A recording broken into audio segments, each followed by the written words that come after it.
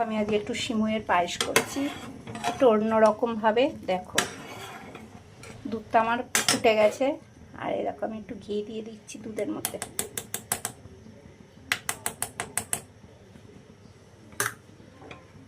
দুধের মধ্যে ঘি দিয়ে দিলাম।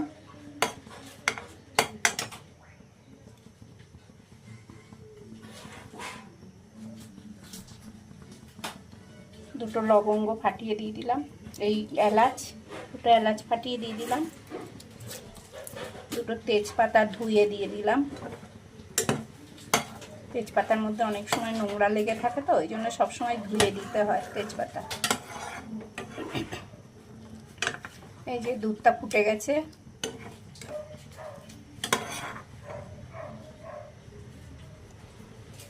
এটার মধ্যে একটু চিনি দিয়ে দিলাম।